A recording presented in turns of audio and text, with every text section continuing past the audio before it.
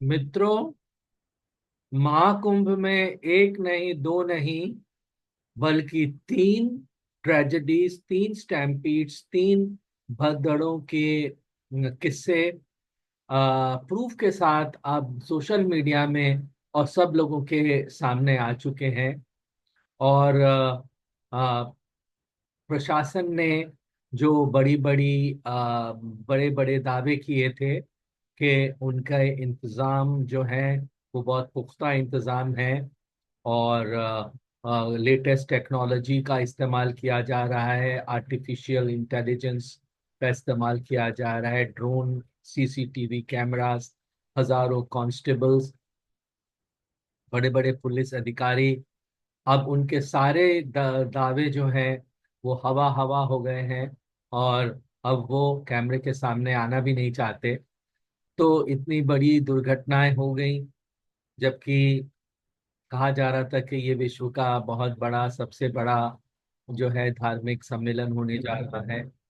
और अभी वीडियोस बने हैं, कई कई चैनल्स जो हैं वो नाम ले ले करके बता रही हैं कि कौन कौन अधिकारी किस किस ड्यूटी के लिए तैनात किए गए थे और वो ड्यूटीज वो पूरी नहीं कर सके। ऐसी बहुत सारी बातें सामने आ गई हैं।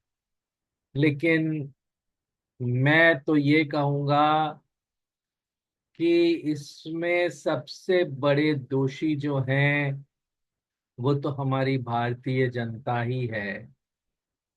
भारतीय जनता, गरीब जनता, जो कि ज्यादा पढ़ी लिखी नहीं है और उसमें बहुत अंधविश्वास है।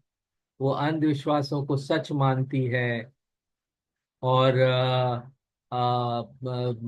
ये मौनी अमावस्या अमावस्या में डुबकी लगाने से जो है वो मोक्ष मिल जाता है। ये धारणा है, पर इस धारणा का अगर प्रूफ हम मान भी लें कि ये वेदों में लिखा गया होगा, मैंने तो इतने वेद पढ़े नहीं हैं, लेकिन मोक्ष प्राप्त करने के अन्य भी तो बहुत सारे साधन हैं। कोई एक वही साधन थोड़ी है जिसमें कि सब लोगों का एक जगह जुटना मुश्किल है। जब वही एक साधन है, आप दूसरे साधन को इस्तेमाल कर सकते हैं। और भी मोक्ष लेने के साधन है, और भी पूजा पाठ और बहुत सारे और स्नान और बहुत सारे व्रत और बहुत सारी चीजें हैं जिसमें मोक्ष मिल सकता है। आप एक ही चीज पे क्यों फोकस करना चाहते हैं? और जहाँ पे कि आपको पता है कि इतनी भीड़ है, इतना पैदल चलना है, आप बूढ़ी बूढ़ी माताओं को, बूढ़े बूढ़े छोटे छोटे बच्चों को लेकर के जा रहे हैं, ये जानते हुए भी कि वहाँ पे बहुत सारी प्रैक्टिकल डिफिकल्टीज हो सकती हैं। तो ये अंधविश्वास नहीं है तो और क्या है? ये लोगों को क्यों नहीं समझ में आता कि इस मोक्ष ही अगर हमको प्राप्त करना है तो और भी साधन है। भगवान तो हर जगह है, भगवान तो कण कण में है। ये कहते हुए भी आप एक ही जगह इकट्ठा होना चाहते हैं, तो ये तो अंधविश्वास है। और भारत में ही सबसे ज्यादा चमत्कारी बाबा पैदा होते हैं, और दूसरे देशों में क्यों नहीं होते?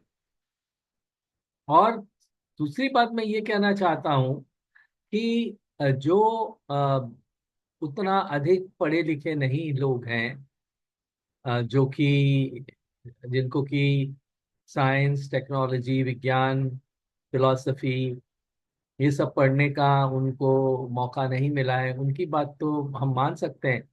लेकिन बड़े बड़े पढ़े लिखे लोग, आईआईटी में पढ़े हुए लोग, मेडिकल और जगह जगह पढ़े हुए लोग, जो कि ये साइंस, टेक्नोलॉजी और इन सब का ज्ञान उनको प्राप्त हो चुका है, बजाय वो साइंस और टेक्नोलॉजी और अंधविश्वास से लोगों को दूर करने का प्रयास करें, वो तो स्वयं ही अंधविश्वास में डूबे हुए हैं। वो तो स्वयं ही अंधविश्वास को बढ़ावा दे रहे हैं। तो आखिर भारतीय जनता को कौन बचाएगा? और ऐसा तो फिर होता ही रहेगा।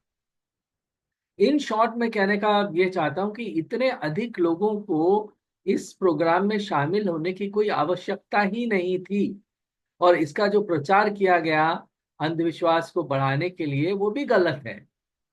ये मेरे निजी विचार हैं। मैं, आप इसे सनातन धर्म के विरुद्ध मत समझिए। मेरे ये सिर्फ विचार जो है वो तर्क संगत विचार हैं, और कुछ नहीं। मैं लंबे चौड़े तर्क में यहाँ पे पढ़ना नहीं चाहता हूँ। लेकिन बहुत सारे बहुजन समाज के लोग हैं जो कि ये बात बार बार कहते हैं कि हमें अंधविश्वास पे विश्वास नहीं करना चाहिए। ये सब चीजें जो कही जाती है आस्था का विषय है। इसे वैज्ञानिक रूप से कभी भी सिद्ध नहीं किया जा सकता, क्योंकि लोगों ने लाखों हजारों सालों से इसको सिद्ध करने की कोशिश की है। अब कुछ नए लोग मैदान में आ गए हैं जो कि इसको कहना चाहते हैं कि ये साइंटिफिक तरीके से प्रूव हो जाएगा। अरे भाई, ये साइंटिफिक तरह से प्रूव हो सकता होता तो अभी तक हो गया होता। तुम्हारे सिवा और भी बहुत बड़े वैज्ञानिक इस दुनिया में बैठे हुए हैं जिन्होंने भी अपने अपने दिमाग लगा करके बहुत कुछ स्टडी की है। और लेकिन आप कुछ नया करना चाहते हैं। आप एक जनरल नॉलेज से, एक जनरल तर्क से ही काम लीजिए। ज्यादा आप भगवान में विश्वास रखते हैं, अच्छी बात है, लेकिन अंधविश्वास में तो विश्वास मत रखिए। यही मेरे आपसे आपसे गुजारिश है। और जहाँ पे भी है, आप उसी स्थान पे भगवान की पूजा कीजिए, अर्चना कीजिए। बड़े बूढ़े लोगों को, बच्चों को इतना कष्ट क्यों देना चाहते हैं, इतनी ट्रैवलिंग क्यों करवाना चाहते हैं, ये मुझे समझ में नहीं आता है। तो मेरे इस वीडियो का जो सार है वो यही है कि भगवान हर जगह है। बड़े बूढ़े और बच्चों को इतनी ट्रैवलिंग की कष्ट देने की कोई आवश्यकता ही नहीं है। आप जहाँ हैं वहाँ अच्छे कार्य कीजिए और वहीं पे भगवान की पूजा अर्चना कीजिए, और वही अच्छा होगा। धन्यवाद। कुछ लोग बहुत महत्वाकांक्षी हैं। वो उस अपनी महत्वाकांक्षा में ये भूल जा रहे हैं कि जो वो प्रोग्राम ऑर्गेनाइज करना चाहते हैं वो प्रैक्टिकल भी है या नहीं है। तो आप अपनी सोच समझ से, अपने विवेक से काम लीजिए और फिर डिसीजन लीजिए। और आगे आप इस तरह की यात्राओं में सोच समझ के ही निकलिए। बड़े बड़े बूढ़ों और बच्चों को, माताओं को, स्त्रियों को जो है जहाँ तक हो सके उनको ये कष्टमय जर्नी से बचाए। धन्यवाद।